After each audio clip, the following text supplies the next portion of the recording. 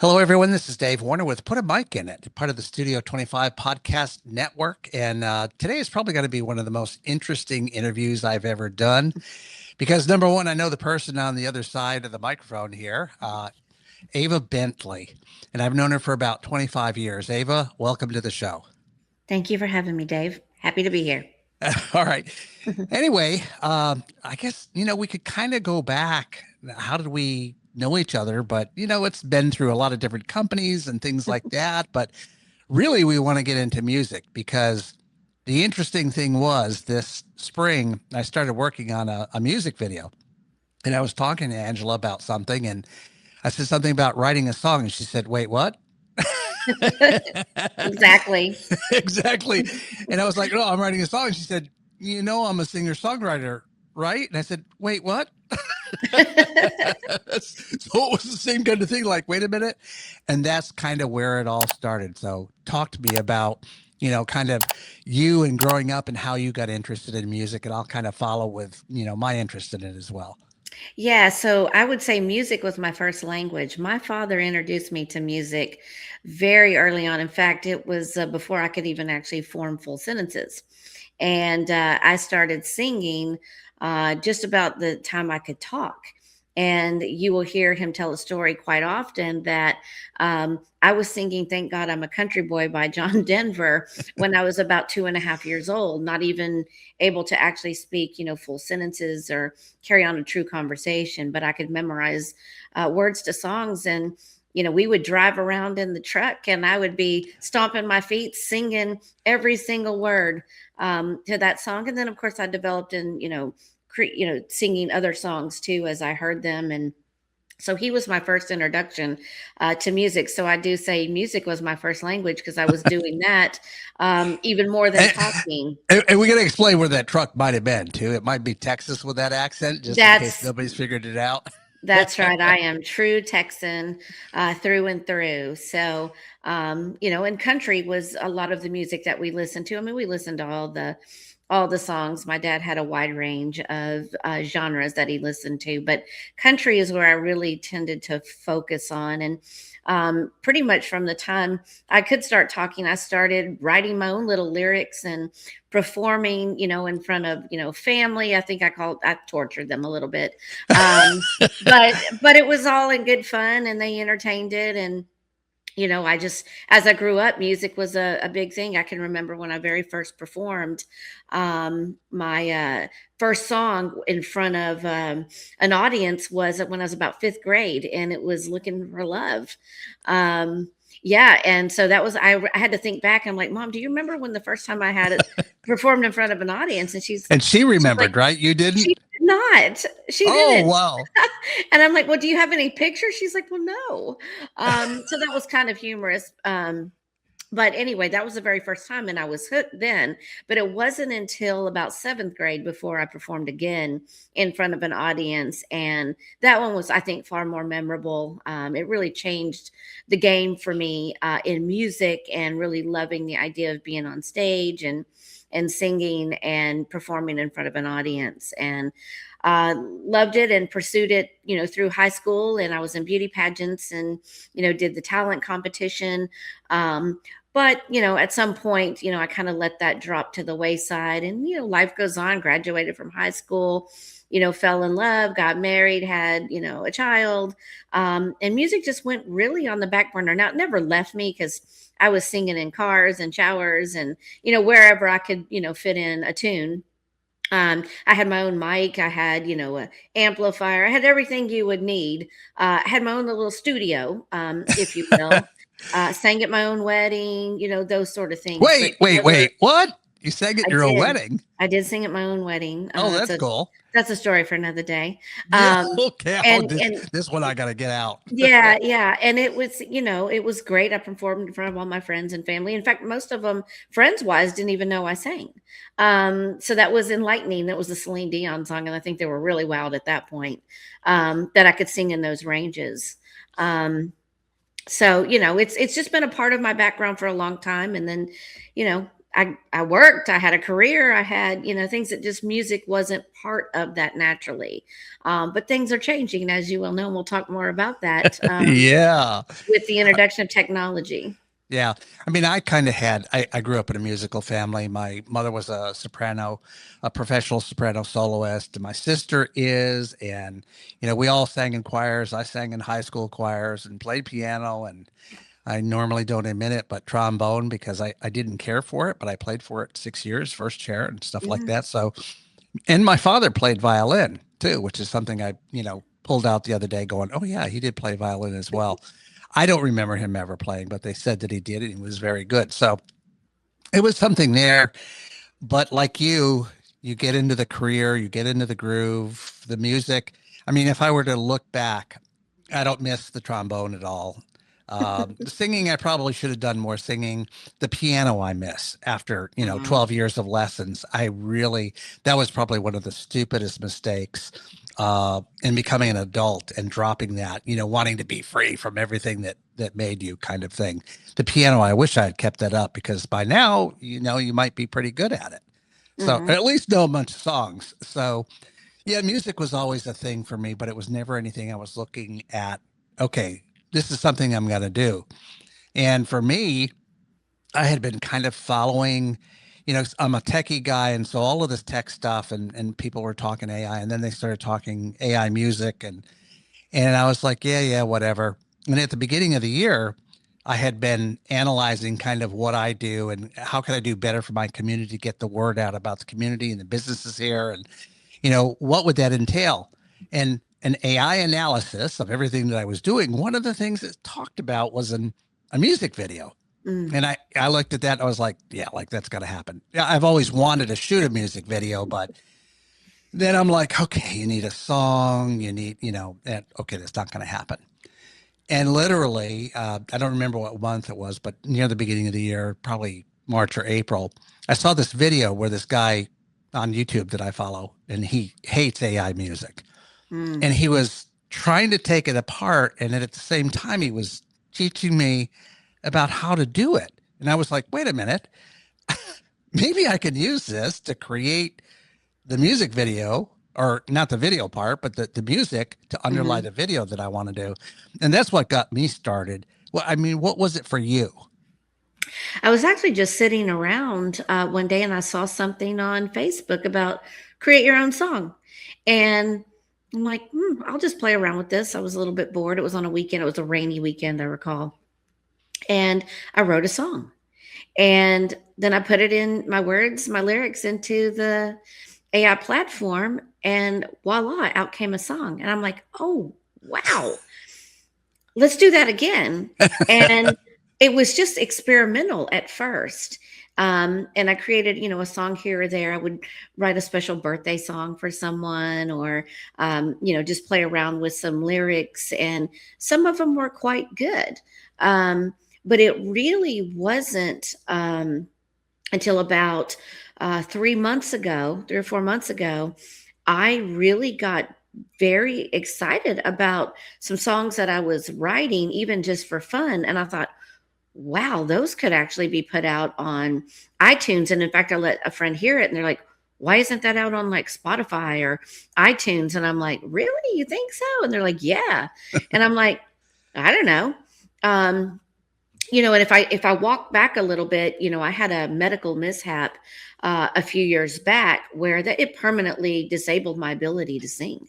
At least the way I used to, right? I can still belt out some tunes, and they're not that bad, but they're very broken, and there's certain octaves I can't hit anymore because there was cuts to my vocal cords that left me mute for 6 months. And so the idea of singing or performing music really just went by, to the back burner completely. Right. And Um, explain that a little bit more if you want to, because I mean, that's kind of a key thing to you moving forward with this is yeah, that backstory absolutely. about your throat. Yeah, so I had vocal cord nodules and went to see a doctor, and she advised me, look, you really should remove these in order to prevent potentially future cancer down the road. Well, my grandmother died of breast cancer. And so, it does run in the family. It's not really prevalent, but it was enough to scare me. And I did not want, throat cancer. So I opted to remove them. Now, of course, they tell you about the risk at the time, that there's a chance there could be permanent damage, but no one really goes in thinking that's going to happen to me. Yeah, it's going to be somebody else if that happens, right? Precisely. Yeah. And so, as I was starting to recover, something just wasn't right. My voice was not restoring. And I went back to that doctor, and they're like, "Oh, we may have to have another surgery." I'm thinking that just doesn't seem right. We're just too early out. Why you said my voice would be back in 2 weeks, and I have no sign of voice, returning. So I went to see another doctor. She looked into my throat. She steps back for a second and she says, "Have you eaten today?" And I said, "Hmm." And I said, "Well, yeah, it's I've had, breakfast." And she's like, "Okay." She says, "I'm clearing my schedule for tomorrow morning. We need to do emergency surgery." And how were you communicating with him? If you couldn't speak, were you writing this down, or what? No. So when you don't have your vocal cord capability, you can still whisper. It sounds Oh, okay. horrible, horrible, horrible, horrible. Okay. Um, and actually, it's far more damaging. And they want you to stop doing that. Then they want you to write things down. But at the time, I didn't know. Like, I'm just doing what I think I need to be doing to communicate. But they had me stop that. Of course, I went into the emergency surgery, and then 2 weeks after that, I should have been able to talk again, but I couldn't. And the So doctor that did, what did she see? Like, I had one vocal cord that was paralyzed in the open position. geez. And so she got that to move again, which was good, but I still wasn't getting any vocal return.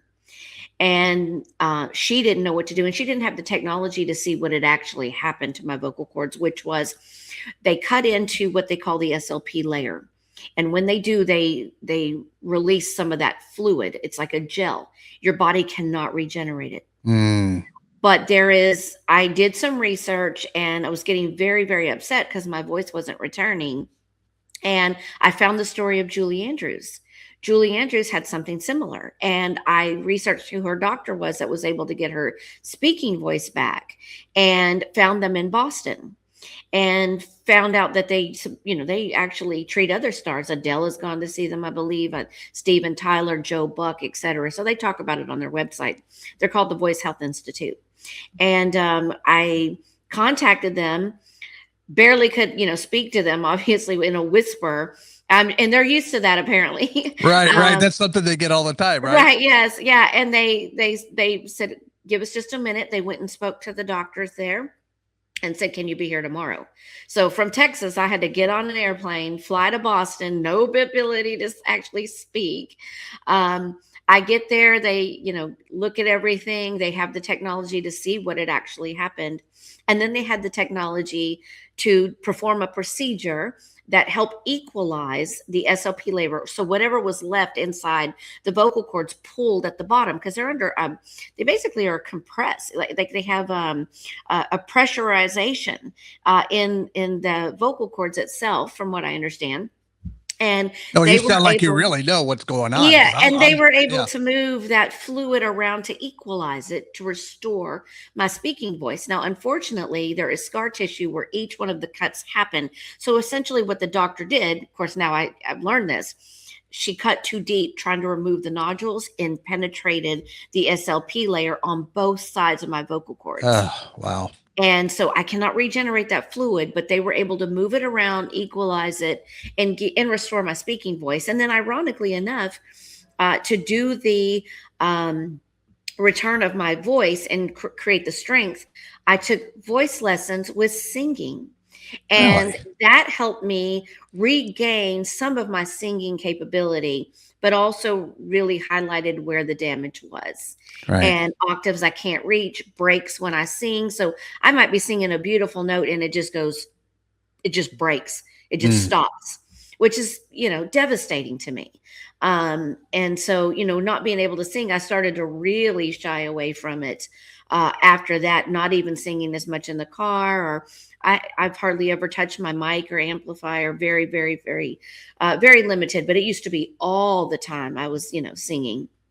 And And I it's can't just believe it I was knew you for devastating. 25 years and knew none of this. This is like Yeah, all new to me, right? right, yeah, it was just never something I talked about it, did it on the weekends.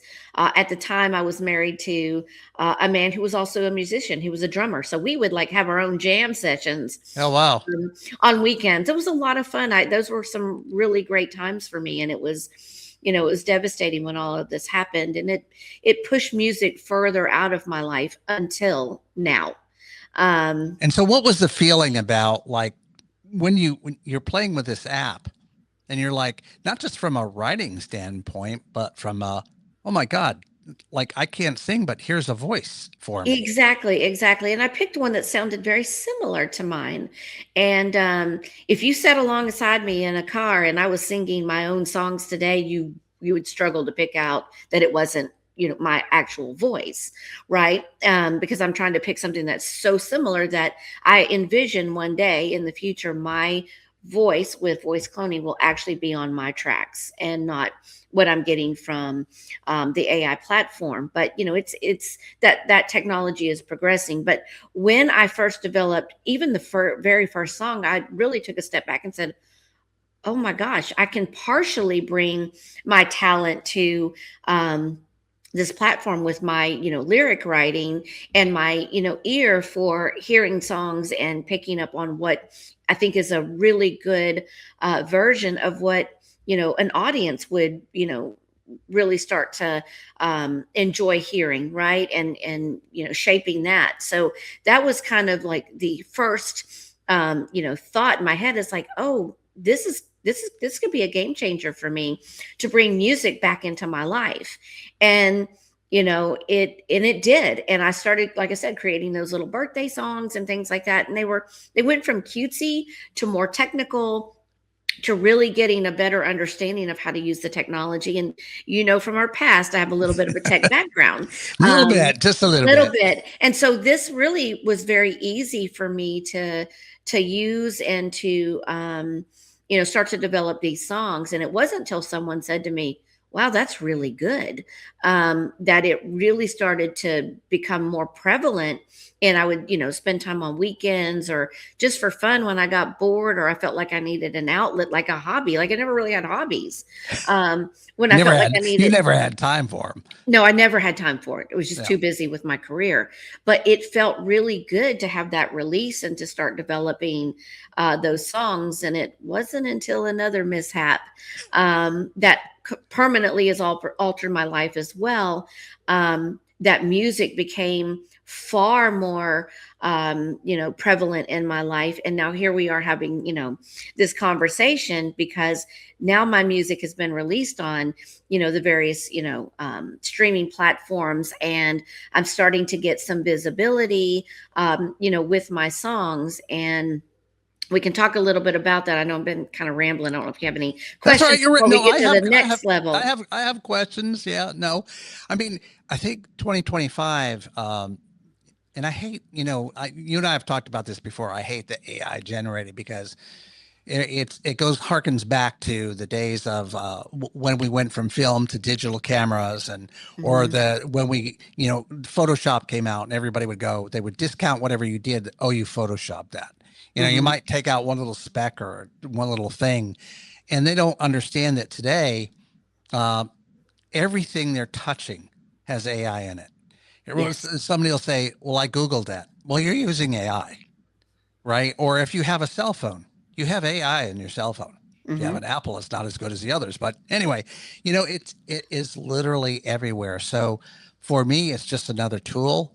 Yeah. I just want to say, yeah, I use some software to help create this because I hate and it's coming from a lot of artists probably at most. But there was a gentleman in here this morning for another podcast, and I was talking to him about it and talking about you and talking about the music creation. I played a couple of things for him, and he was just he literally sat there and he said, I that is that music's incredible.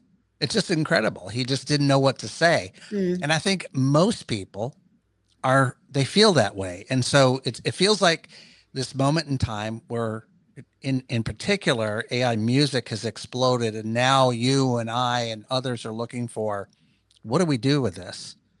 maybe not even commercialized, but how do we make this? How do we get hold of this darn beast, Hmm. right? Yeah. Yeah.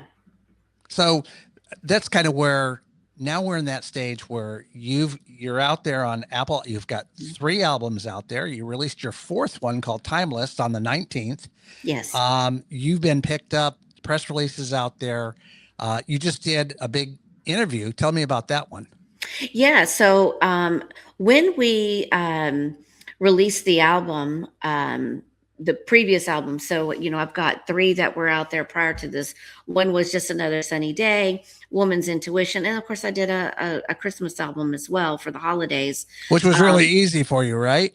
no, I didn't know how hard it was to write Christmas songs. So it might be a while before I do another holiday album. But I love the songs that I came up with and wrote, and I just not sure if I would do one again for a while. But I think that one's kind of a timeless one. No pun Yeah, let's intended. hope so. It's stick out there for a while.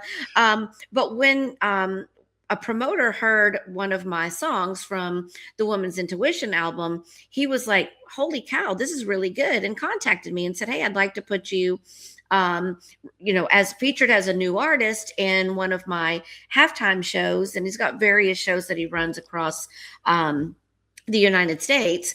And he said, "Do you want to, be, featured in this?" And I'm like, "Well, of course I do. Thank you so much." And and he said, "Well, what song do you want to use?" And I said, "Well, you know what? My new album's coming out. And I really kind of like, this song called Pants. And I think it could be really, big. And I think people will like it. And it's fun and it's sassy." And he's like, "Well, send it over to me." And he And heard it. And he I said, want the backstory about how you yeah, yeah, wrote yeah, that. yeah. Where that? Yes, and he's like, "Holy cow, let's shake the world. This is such a good song." And he's like, "I got 2 other halftime, shows or recess shows and some of my podcasts, that I want to feature you in." And so I'm like, "Well, that's awesome."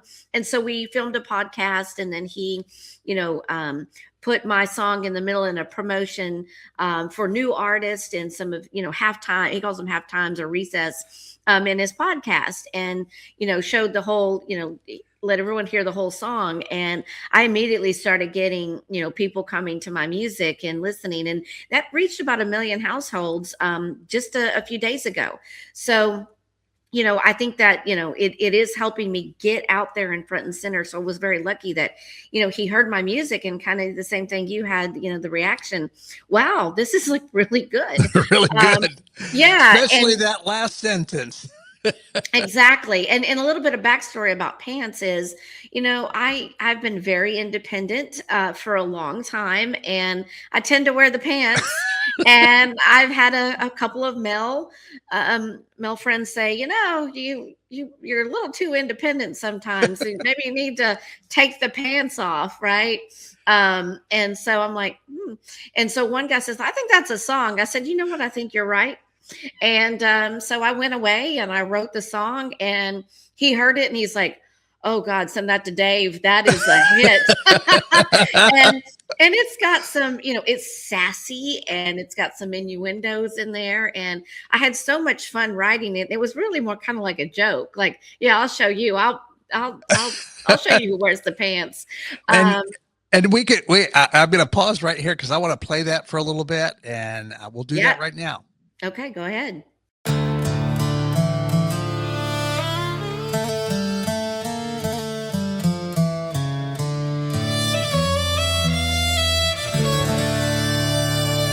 I wear the pants, I call the shots. Stack my own bricks, build my own blocks. They say it's not my place, but hey, I'm dancing in my space. But maybe someday I'll find a hand strong enough to take this stand. Not to crush me, but to hold a partner bold enough to take hold. I'll wear the pants, yeah, I'll take the lead, but I'll hand them over when I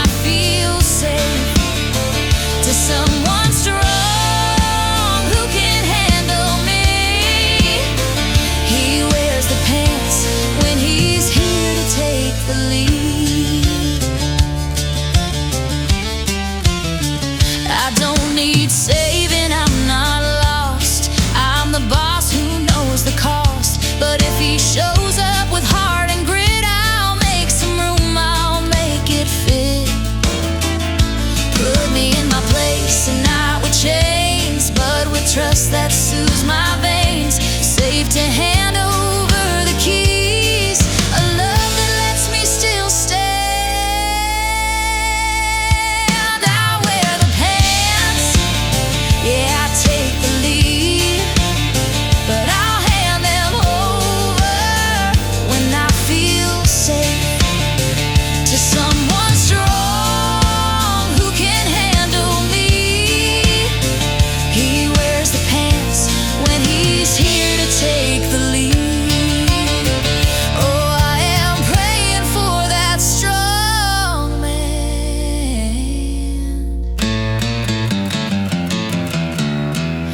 to take the pants off of me.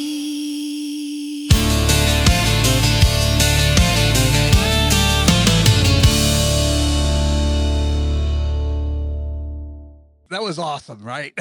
Yes, yeah. So anyway, that's how we got there, and that's how Pants was created, and now it's getting promotion, which hopefully will help drive listeners to all of my music. That's just one of the songs that I have out there, and I really love that song. But there's many others that I can say that I developed them, and I'm an artist who writes with her heart, and so there's a lot of songs that either I had breakups or I fell in love, or I've heard other people's stories about loss and love, and I take those stories and I listen to them in these conversations, and then I write a song. I mean, sometimes I got to tell you, I see stuff on Hallmark channels too, where it's like, that's a song. That's a song. But I can tell you about each one of them. Like, did it come from something I saw on TV? Somebody said a word. I'm like, that's a song. Or an experience I was having, or somebody telling me about, a loss that they have. And I'm empathetic. I'm definitely an empath. And I hear it, and then I hear the melodies in my head, and then I start writing the lyrics, and then once I've gotten what I think is the basis of a song, then I use the platform, primarily now the Suno platform, to put the lyrics in, and sometimes I say, help me improve it, and then sometimes it does, and sometimes I don't like what it has, and I take the combination of both and I change the lyrics to what I think really fits the story. And then I began, the production of the music, behind those lyrics. And, I think a lot of people don't understand how much work, I think 60 Minutes had a segment on it. And I think they did a disservice to it because they said, oh, you could just type in a couple of words and generate a song. Well, absolutely you can. Oh, yeah. Right? Yeah. But there's no heart and soul in that. There's no effort in that. I think they typed in, give me a song about 60 minutes. And it went out and saw 60 minutes and did a song. But it was soulless. Yeah. It really was. I listened to it. I'm like, yeah, that's boring. I wouldn't listen to that. So can it do that? Yes. Yes. But there is still the artist segment. There's still the production. There's still the beat, the kinds of instruments that are used, the genre, the pace, just everything. And then, like you said, sometimes you don't like it and you do it over and over and over again. Or there's a piece that you don't like and you're trying to edit that one piece. I know the first song I did, it was 2 weeks of working before I got literally a 3-second segment correct. And I don't even know how it ended up. And I was like, it was a Saturday morning. I was like, oh my God, I have a song. I was so excited. It was my first one.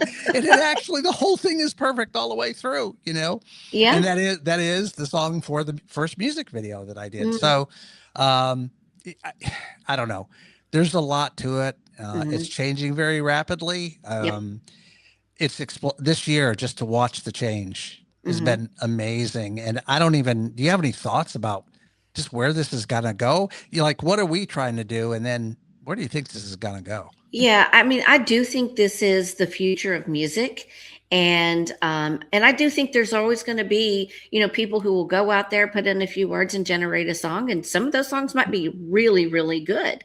But where's the consistency?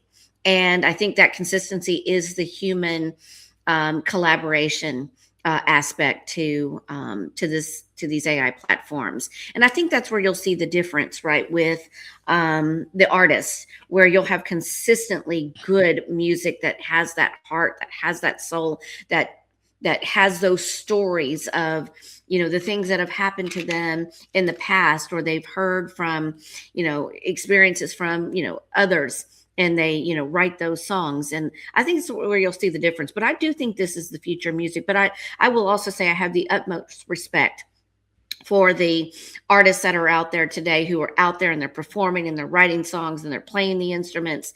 And I don't think this, to me, does not replace them. I think it becomes a tool that enhances their capability. And I think they will continue to, be very, very relevant in this time of change, and with the introduction of, people who weren't doing music in the past, who are now writing songs and getting those out onto the streaming platforms. I think of it as a tool. And in my case, as I said in my previous podcast with Sly Cat, who's been helping promote me, is that, I think that this does bring, for people like me who lost that ability to sing and who never really pursued their dream, it opened up a way for me to develop music and bring it to the world.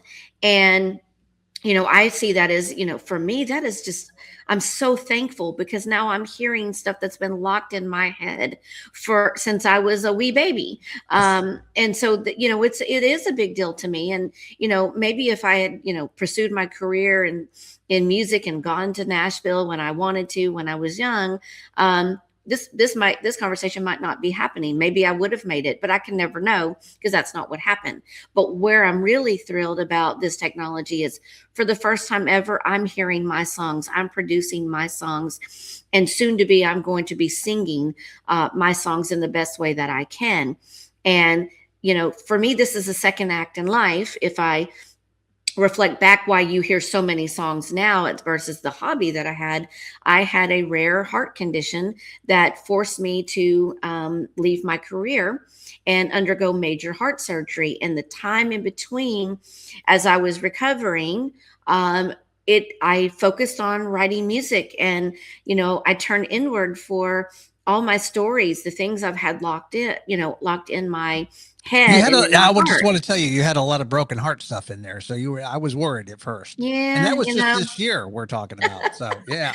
Right. Yeah. But I'm reflecting back on, my life and things that have happened. I really, pulled deep, from inside of me, and the things that hurt me, or the things that made me happy, and I haven't even really begun to scratch the surface. This was just kind of, I think, surface level that I was pulling out and writing these songs. And they were good songs. And, you kind of where we are now, right? I produced full albums, and, we got them out there. And, then I realized, I'm doing something that is cutting edge, and I want to bring that forward, because maybe I inspire others who can't speak, they can't hear, they have some sort of, impairment, that, this might be an outlet for them. And you just never know where these kind of things will take you. I would have never envisioned 6 months ago we would be having this conversation, or music would be a potential second act in my life. And I'm finding such fulfillment out of it, and passion for it. And, seeing, I'm becoming the first AI female country artist to, come forward and say, I'm doing this, and this is, to me, the revolution of music. It's pioneering. I'm pioneering something that others are as well. But, for me, coming forward. Yours is a little different, because in some of the other cases, and you just sent me an article before we went on air that Forbes wrote about an AI artist getting a $3 million contract. But that's a fake person. That's not a real. In other words, there's a real person behind it, per se. There is. But the persona is also AI. And it's like, but you're not. You're here talking. You at this point aren't going to be out there performing that song, but you're looking at how do I engage an audience in person and ideas like that. So it's like really new fertile ground where we're looking at all kinds of stuff and going, how do we do this? You're not going to, I mean, all the money and music today, it's not really on the streaming platforms, but it's Right. on the concerts, and that's where the cash is made. That's why you see all the artists out there doing this. Well, Right. we're not going to see you in Yankee Stadium. No, I mean, I don't envision that, but I'm Although it'd be trying cool. to come up with ways that how can we do, one, I want, to hear from fans. I want to hear their stories, friends, family, fans. How do they help me shape my music? And I want an interactive experience in a way that's not being done, today, and finding, what is that platform for doing that? And then how can I, go out and engage with the fans, even in public? I've thought of things like sing-alongs. I know that seems kind of, foreign in nature, but people love to sing. Why can't they all just sing with me? Yeah. Right? If they know my songs, let's sing together. Yeah. Can You do know, anything in a bar, right? And get away with it. exactly. So who knows? Maybe I will be on a stage in the future, but it's more of an interactive experience with my fans versus me just, singing to an audience. That's one idea, that I've had. And I think the other is I want to hear their stories. I want to tell their stories. And we're trying to figure out, what's the best way to do that. And have the fans help me shape my music. What do they want to hear? How do they want to hear it? And so I think by doing that, it's going to create a different experience with an artist. And the reason I wanted to come out and say, I am a real person, because I want to show, to me, what is a great way to engage with AI technology. I think we all have a lot of questions is, what is AI going to do or change for us? And I view it as a tool. And if we use it responsibly in the right way and co-collaborate with AI, it's going to make us, better. And I know there's a lot of, thoughts, well, AI is going to take over. Well, in some sense, I understand why people are saying that, but we have the point in time now where we can shape that also. So instead of just stepping back, let's work with it. Let's create it and make it as a tool that we use, to improve the way that we're producing music, the way we're writing music in our, case. And there's all the various platforms that exist out there beyond music. But if we intervene and we use it as a tool and we approach it as a tool, I think we're better for it. And that's why I wanted to come forward and say, I am a real person. And I am using this technology, and it is, helping me write these songs. I'm not doing it independently, and I'm also not giving it free reign either, right? We are co-collaborating to develop this, and I'm going to continue to do that. I'm not going to allow it to take over and write my songs, because I don't think it will have the soul. I don't think it will have the hurt, the pain, the happiness, that people feel. And that's what I want to put in the music, because that's what you'll feel when you hear that song. I've had a few of my songs I write and I cry, and I'm like, that happened to me. I'm like, that's my story. And then I have some that are cute, that are like my autobiography, that I'm kind of a bubbly, happy, person. And And so that comes out in the song too. Like, that's cute, that's sassy.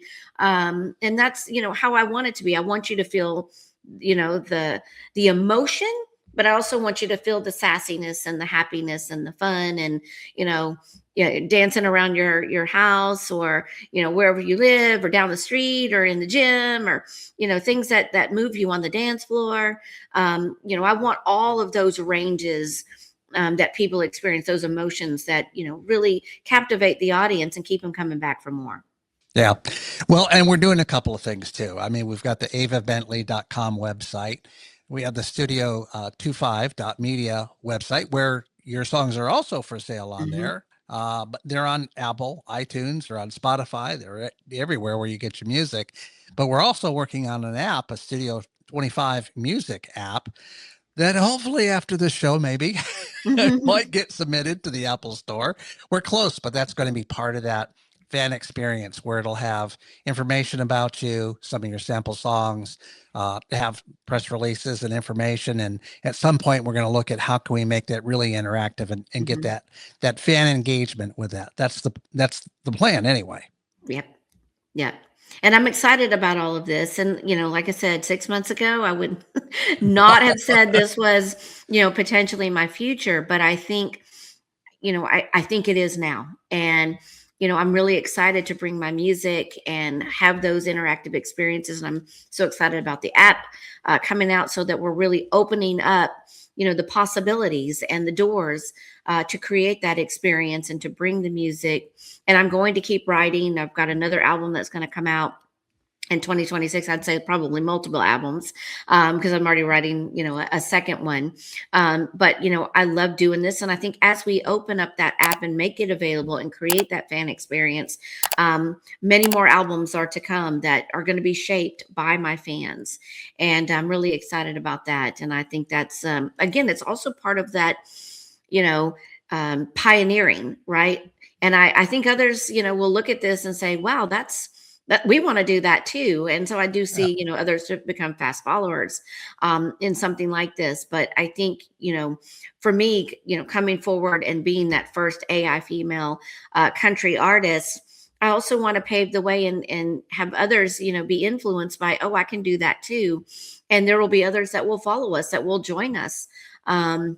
And become, artists alongside of us. And so I'm also excited about that, we're going to open those doors for people they've had that music locked inside of them too, and they're ready to bring it to the world. Well, it's been awesome having you on the show. It's like a different person. Like having known you for 25 years, this is the first time we've ever talked for this length of time about music, other than the fact that we talk every day about it now. But Right. yeah, right. But it's been awesome, Ava. I really appreciate you being on the show. And we're going to do this again quickly, because I think it's changing so fast that Mhm. if we go 4, 5, 6 months from now, we'll have a totally different show. Absolutely. And thank you for having me, on the show, Dave. And thank you for everything we're doing to work together. I also want to just acknowledge that I would not be where I am right now if it weren't for you. And Yeah. I'm so glad to, I've known you for all these years. And the fact that now we're, going into the music space, I think it just shows our ability to, work together. And who knew we were doing something, the same. And until somebody mentioned it, we had no idea. So It's a very weird feeling. I'll tell you that it right is, now. but in such a good way. And I I think know. this is our future, and I'm excited about it. So thank you for having me on the show, and look forward to doing it again. All right. And thank you everyone for watching. This is Dave Warner with Put a Mic in It on the Studio 25 Podcast Network. Yeah, saying network. I was going to say it right, right? We'll see you next time.